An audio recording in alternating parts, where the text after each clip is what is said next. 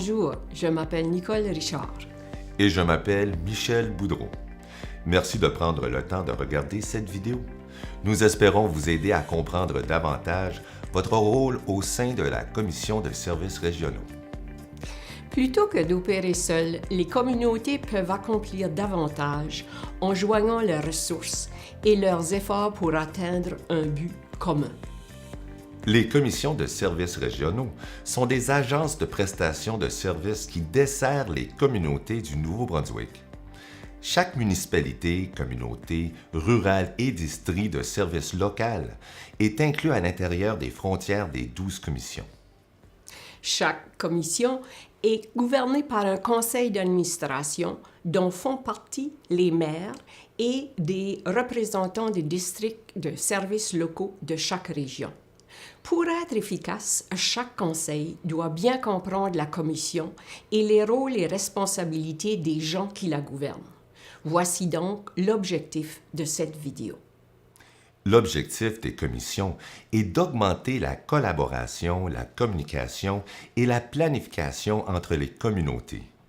Les commissions permettent aux communautés de mieux travailler ensemble afin d'atteindre de meilleurs résultats. Les communautés membres peuvent donc mettre leurs ressources en commun pour recevoir des services de qualité bien gérés à coût moindre. Les communautés membres bénéficient aussi d'un forum pour discuter de la planification intégrée dans l'intérêt de tous. La loi sur la prestation de services régionaux établit les exigences auxquelles chaque commission de services régionaux doit répondre. Les commissions offrent 3 types de services: les services communs, les services coopératifs et les services volontaires ou optionnels. Les services communs comprennent la gestion des déchets solides, l'élaboration d'un plan régional et la planification de l'utilisation locale des terres. Les services de gestion des déchets solides englobent la gestion des sites d'enfouissement et des stations de transfert, ainsi que la coordination des programmes de recyclage, la gestion des déchets dangereux et la promotion du compostage. Seule la Commission est en mesure d'offrir ces services aux communautés membres. Chaque commission doit développer et adopter un plan régional pour toutes les communautés de son territoire afin de mieux coordonner et gérer le développement et l'utilisation des terres. Ce plan permet de favoriser des pratiques de développement durable, de promouvoir l'échange entre les communautés et de mieux cibler l'emplacement futur d'infrastructures majeures telles que les routes, les bâtiments à vocation régionale et les sentiers. Les commissions fournissent des services de planification de l'utilisation locale des terres à tous les DSL de leur région, incluant des services d'inspection du bâtiment.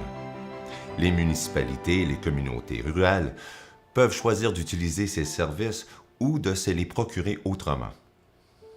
Parmi les services coopératifs, les commissions doivent assurer la présence d'un forum où les communautés membres peuvent discuter et agir quant à la collaboration pour les services de police régionaux, la planification des mesures d'urgence régionales et la planification et le partage des coûts pour les infrastructures régionales, sportives, récréatives et culturelles. Chaque commission décide de leur niveau d'implication dans chacun de ces domaines selon leurs besoins individuels, leurs priorités et leurs échéances. Les commissions peuvent développer et offrir d'autres services pour répondre aux besoins de leurs communautés membres, profitant ainsi pleinement des avantages de la commission. Chaque communauté membre choisit de recevoir et de payer pour ces nouveaux services ou non. Ces types de services devraient faire l'objet d'une entente particulière avec les communautés qui veulent y participer. Les commissions doivent présenter des budgets annuels. Cela inclut un budget de fonctionnement ainsi qu'un budget d'immobilisation. Des projections budgétaires à long terme doivent aussi être présentées. Établir un budget est une tâche complexe et ardue. Cela requiert une planification détaillée et une bonne communication entre le conseil d'administration et le directeur général.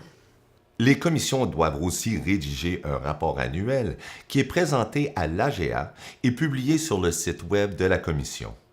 Le rapport décrit les activités de la Commission durant l'année fiscale précédente et doit inclure les renseignements trouvés à la section 20 du Règlement général de la loi sur la prestation de services régionaux.